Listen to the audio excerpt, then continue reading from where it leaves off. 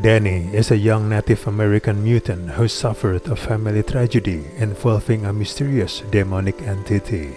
She is collected by Dr. Reyes, who runs a special facility for troubled mutants. Danny joins four other teenagers in Dr. Reyes' group, learning that she cannot escape the hospital grounds, with the medical professional trying to probe into each patient's history, getting to understand their special powers and traumatic past. Danny and the rest of the gang deals with their strengths and insecurities as they slowly catch on to Dr. Reyes' strange ways and her fixation on Danny's history, marking her as a powerful mutant for an outside company, realizing she doesn't understand her capacity for destruction. This movie is really bad. It's a monotonous, redundant, and irrelevant fantasy flick that fails to commit to being a teen melodrama, a fantasy, or a horror movie, and instead offering half-assed components of all three. This movie boils down to being a terrible feature-length prequel for a sequel that absolutely no one will ever want to see. The biggest problem of this movie is that it doesn't pick a lane and charge down it. If it wanted to be the first Marvel horror movie, it's never scary. It lacks any genuine scares, missing most of these horror beats due to awkward shot composition. The elements it thinks are unnerving might unsettle an audience member who's never seen a horror movie, but this is PG-rated material at best. If this movie wanted to be a superhero movie, it's never exciting enough to warrant inclusion in any conversation about the memorable origin stories from the genre.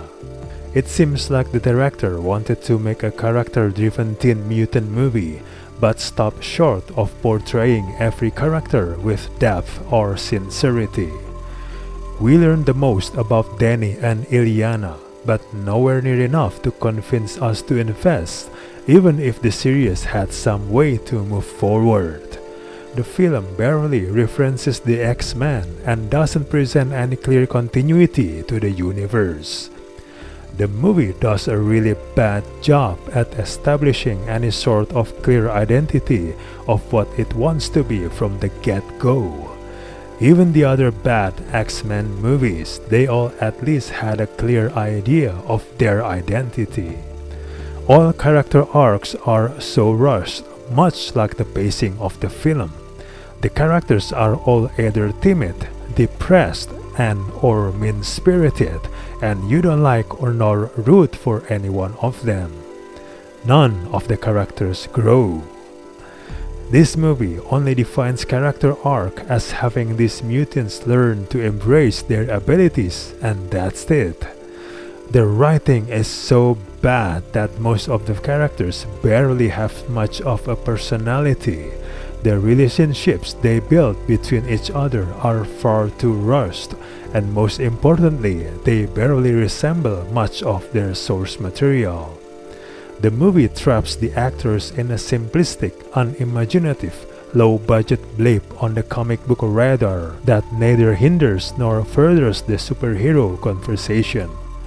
This movie ends up a plodding viewing experience, even with lowered expectations.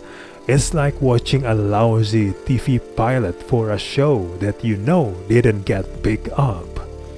Don't waste your time to watch this movie.